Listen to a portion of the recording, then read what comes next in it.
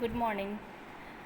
Today we will discuss atomic structure and molecular structure of class 11th and for class 12th दोनों के लिए ही है ये और बहुत बेसिक है atomic structure and molecular structure. इसमें आज हम देखेंगे एटम्स के सारे पार्ट्स, मॉलिकुलर ऑर्बिटल्स, ये सारी चीज़ें देखेंगे। तो सबसे पहले एटॉमिक स्ट्रक्चर्स में उससे पहले आपको जानना होगा कि केमिस्ट्री होती क्या है। तो chemistry generally it is a branch of science which deals with the study of matters, its composition, physical and chemical properties, and its application.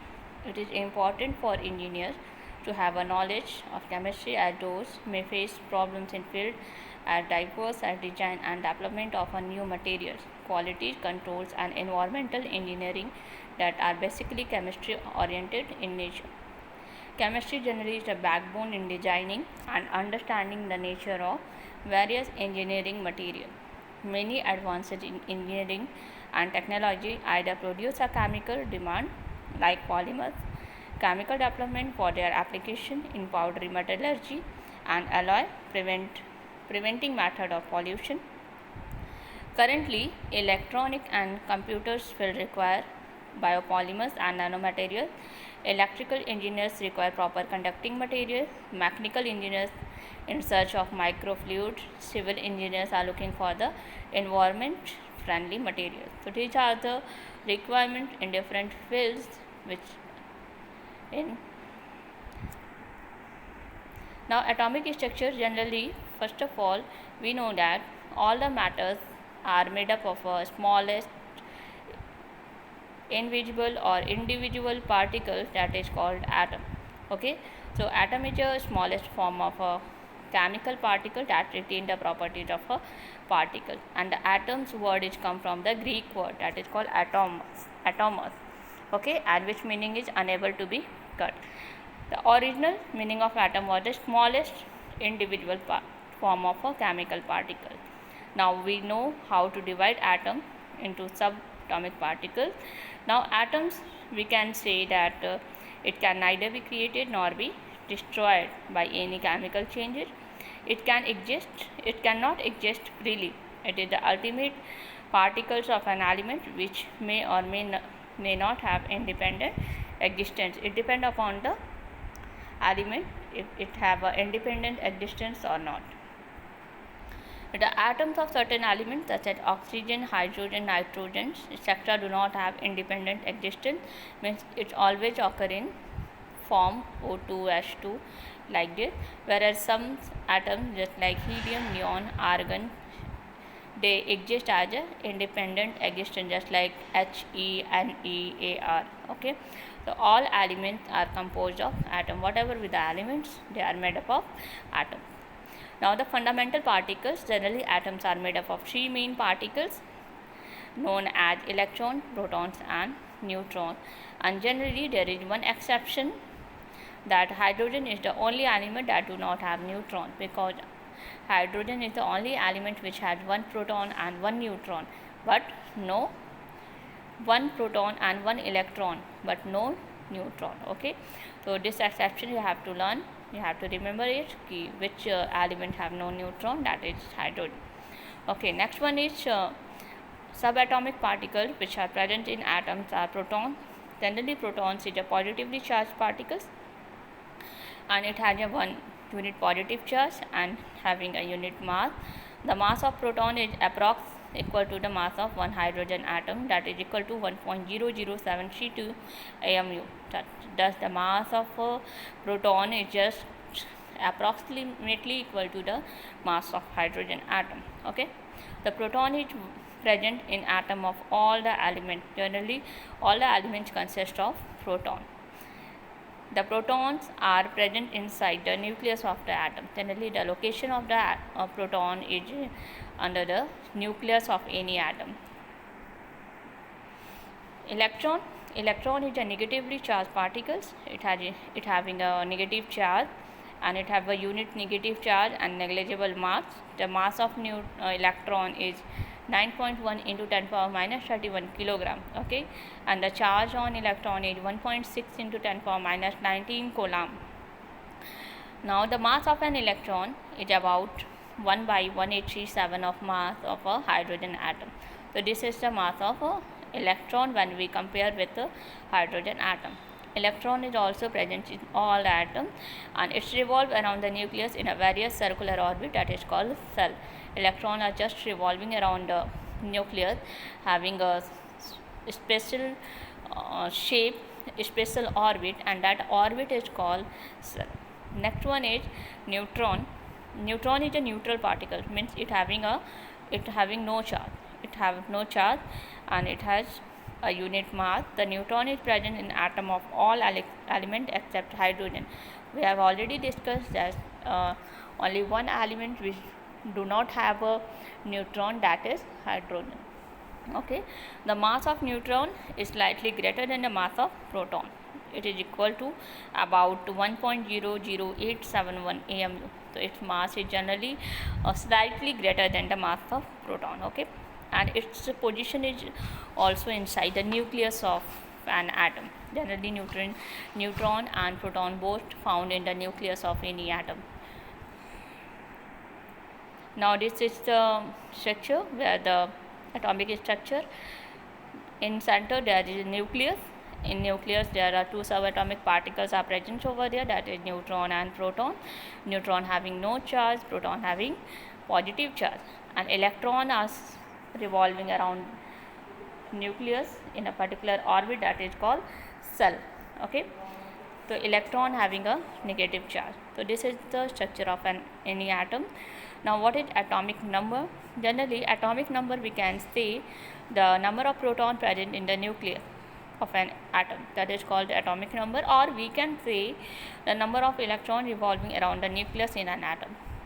Whatever be the number of electrons revolving around the nucleus in an atom, or the number of protons which are present in an atom, that both are equal to the atomic number. Okay, now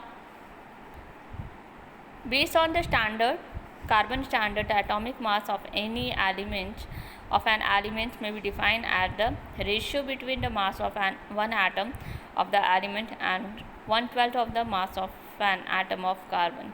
So by getting ratio between these two, we can find the atomic mass of any element. Now the formula for getting atomic number we will find out by this formula, that is the number of proton equal to number of electron, and number of electron is also equal to the atomic number. So this is the main formula. Okay, now next one is mass number. Mass number is generally the total number of protons and neutrons whatever is the present in the nucleus, that is the mass number. It means that collectively proton and neutrons are called mass number. So this is the formula: A for mass number, P for proton, and for neutron. So thus we can find the mass number by this formula. And how can I find the number of neutron? Number of neutron can be found by subtracting A, means mass number, minus atomic number. Mass number minus atomic number. Now the structure of atom. Atom is consist of two parts, that is one is central nucleus and second one is the outer extra nuclear part. These are the two parts of the atom. First one is the central nucleus. The nucleus is the central part of an atom, consists of proton and neutron. We already discussed that in center there are two subatomic particles are present. First one is proton and second one is neutron. Okay, since the protons are positively charged and neutrons are neutral, so nucleus is always positive part of an atom. So generally nucleus is always positive part of an atom. The entire weight of an atom is present only in the nucleus. So generally the whatever be the weight of the atom is generally present in the nucleus of any atom. Next one is the outer extra nuclear part. In this, it is the part around the nucleus. It contains all the electron of an atom. It is a negative part of the atom. Generally in this part there is electrons revolving around the nucleus. Okay, and in this all the electrons consist of negative part. So we can see that the outer extra nuclear part is made up of a negative part of the atom. The electrons are revolving around the nucleus is a regular path called cell or orbit or energy cell. The path on which electron is revolving. The path on which the electrons are revolving, that is called orbit or cell or energy level. So we can number that cells or orbit or energy level as a 1, 2, 3, 4, etc. and also name them as a K, L, M, and it just like that only. Okay, so how can I find in each and every cell how many electrons can exist over there?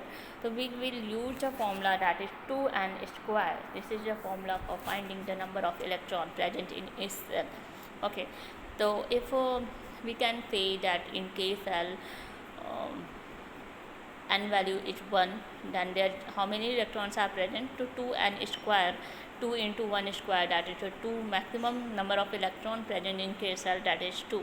Okay, but in case of L, n equal to n value is 2, so we can put the value of n in formula 2n square. It means 2 into 2 square, that is 8. Okay, so by this we can find out how to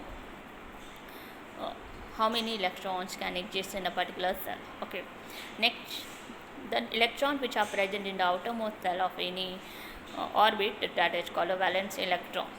Now the last one is we can say that the atom is neutral. Atom is neutral because the number of protons and the number of electrons present in any atom is always equal. So the whole atom get neutral charge. Okay, no charge. Neutral means no charge. Okay, now this is the structure of atom, sodium atom. How can we fill up? We know that the sodium having atomic number 11. On writing electronic configuration 281, so in first cell, that is K, that is there is a 2 electron. In L cell there is 8 electron, and in M cell there is only 1 electron. So it is representing there. How we will represent K, L, M orbit, different number of electrons. Okay, now formation of cations and anion. Generally, when an atom becomes an ion, only when there is gain or loss of electron. Whatever be the atom is generally neutral, having a neutral in nature, means no charge. But when it become ions, or when it become ions, when there is a gain or loss of electron. Whenever there is a gain or loss of electron, then that atom become, and when it's having either a positive charge or negative charge. Anion means negative ion is formed when there is a gain of electron. Whenever there is a gain of electron, there is an anion form, and when cation is formed, when there is a loss of electron. But there is 2 examples, sodium and chlorine. Sodium having a 11 atomic number 11. So after writing the electronic configuration, that is 281. So 1 is the extra electron in its outermost cell, so it can give 1 electron to chlorine, and the electronic configuration for chlorine is 287 because atomic number is 17. So chlorine can gain electron 1 from sodium, and resulting in the formation of anion. Okay, so in this way there is a formation of cation and anion. Okay, thank you.